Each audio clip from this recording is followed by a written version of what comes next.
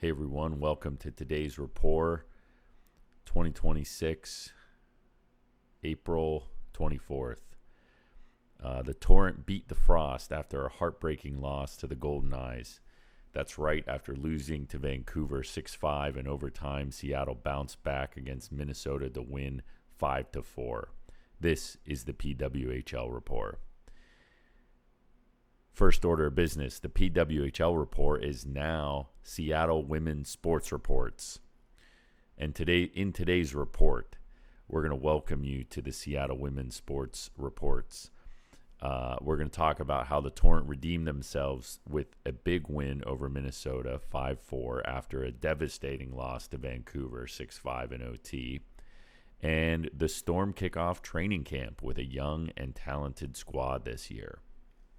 So let's kick it off by welcoming you to Seattle Women's Sports Reports. I've had so much fun writing reports for you all about the Torrent this season that I've decided to keep doing this forever. From now on, I'll provide a weekly roundup of everything going on in the Seattle women's sports world, as told by me, a fan. So the reports will mostly focus on the Storm, Torrent, Reign, and UW basketball, with other sports being sprinkled in here and there. If you care to learn more about me and why I love Seattle women's sports so much, you can read more about that here. And the TLDR for that is that I love the fan base and the games are incredibly fun. So without further ado, here is today's report. Starting with the loss, Torrent 5, Golden Eyes 6 in overtime.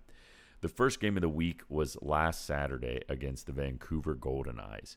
Vancouver needed a regulation win to stay in the playoff race, and the Torrent were looking to earn our first gold points, as this was our first game since being eliminated from the playoffs by the Golden Eyes the game before. And it started great. Hillary Knight, number 21, scored a goal and assisted on another to make it 2-0 by the first intermission.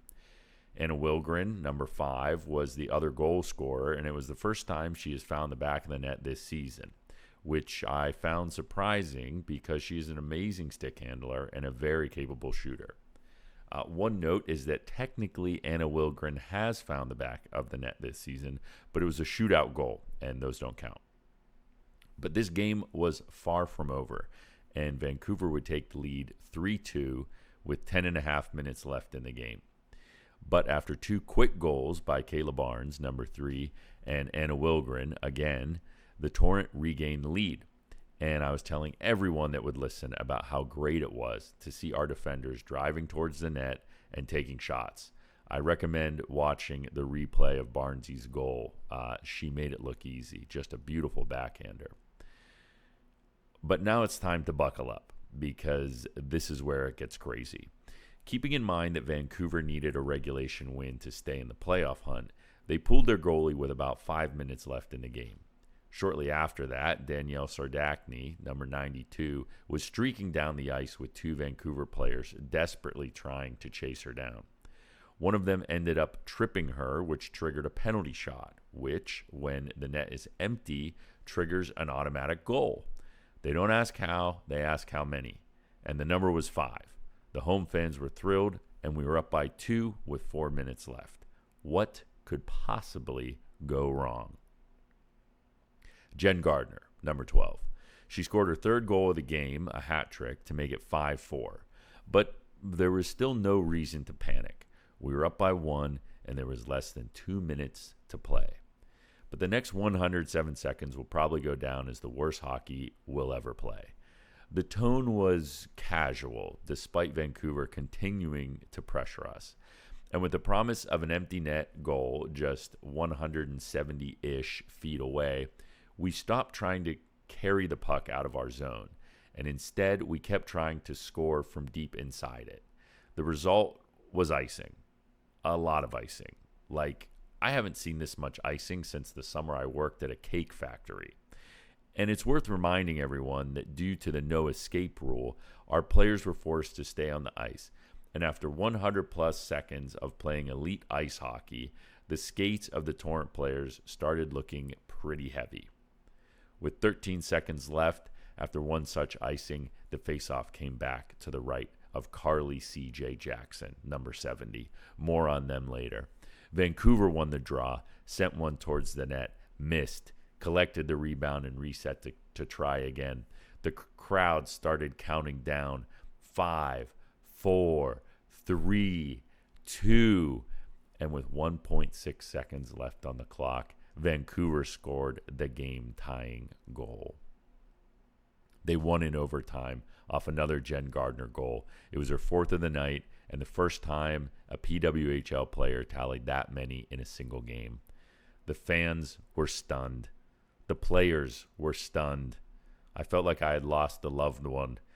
It was a tough loss, probably the toughest of the season, and this was the first time CJ got the start between the pipes, and we had all been pulling for them to get a win.